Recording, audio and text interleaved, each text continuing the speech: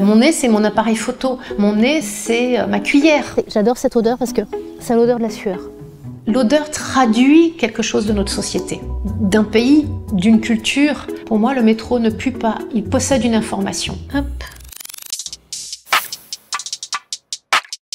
Les odeurs sont partout.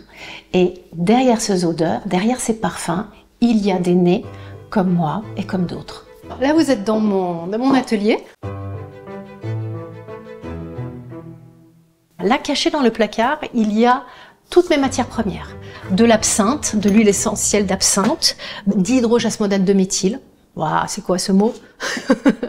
De la galaxolide, du furanéol, de l'huile essentielle d'ylang. Donc moi, j'ai commencé par faire ce qu'on appelle la parfumerie grand public. Des gels douche, des shampoings. Mes tout premiers projets de jeune parfumeur, il fallait que je parfume des capotes. Aujourd'hui, je fais principalement de l'eau de toilette, des eaux de parfum. Voilà.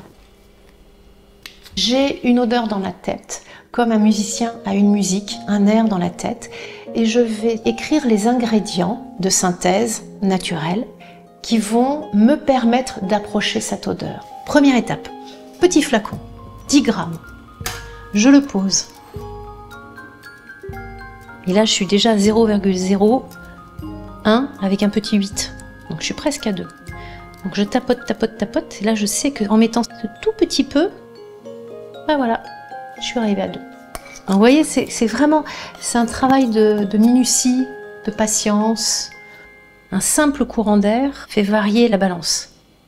La première étape, c'est une marque qui vient ici pour me dire, ben voilà, on aimerait créer un parfum pour une femme, pour un homme. Tout est décrit, mais jusqu'à la couleur de la paire de chaussettes du monsieur. Est-ce qu'il est brun, est-ce qu'il est blond pour le week-end, ou est-ce que c'est pour une soirée précise? Et en tant que parfumeur, je dois traduire ce vocabulaire en odeur.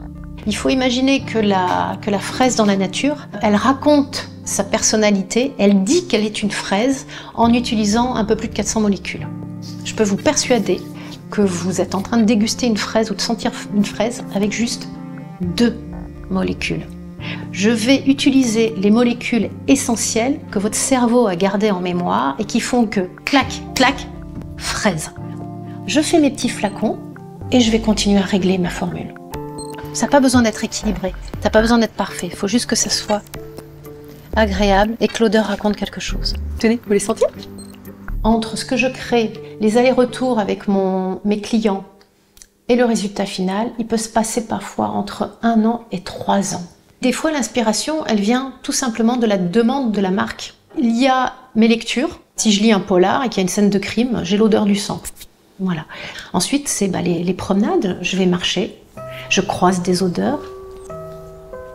Le jardin s'endort, on a beaucoup moins de fleurs.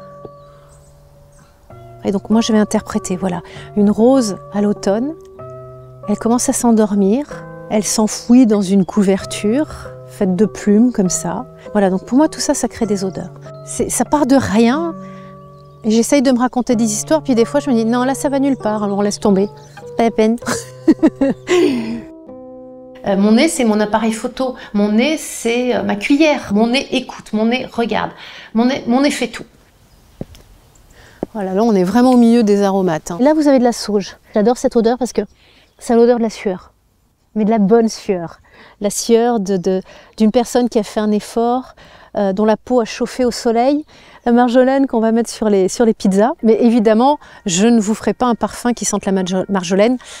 C'est pour séduire en ayant une odeur de pizza. Non, c'est pas l'idéal. J'aime les odeurs du quotidien. Pour moi, le métro ne pue pas. Il possède une information. Et je suis curieuse de cette information et j'essaye de comprendre d'où ça vient. Le soir à 18 h, ça sent la machine à coiffer, le stress, la fatigue. Alors la fatigue, ça a une petite odeur de poussière, ça sent légèrement le vinaigre sur lequel on aurait posé un bout de coton. L'odeur traduit quelque chose de notre société, d'un pays, d'une culture. Ce sont des informations totalement invisibles et regarder avec son nez au quotidien, Je trouve ça magnifique. On n'est pas très nombreux, ça c'est certain, on doit être une bonne centaine ou un peu plus. Donc c'est un métier extrêmement rare. Et de pouvoir en vivre est une chance. Je veux dire, souvent je dis mais je fais un métier inutile, je vends quoi? Du parfum. Puis en plus c'est du luxe. Mais en fait je me dis mais quand les gens portent leur parfum, ils se sentent en confiance. Je leur donne le sourire, je crée un lien amoureux. Imaginez dans combien d'histoires je me trouve. Mais je ne le sais pas, je ne le saurai jamais. Et moi, je me raconte des histoires, voilà.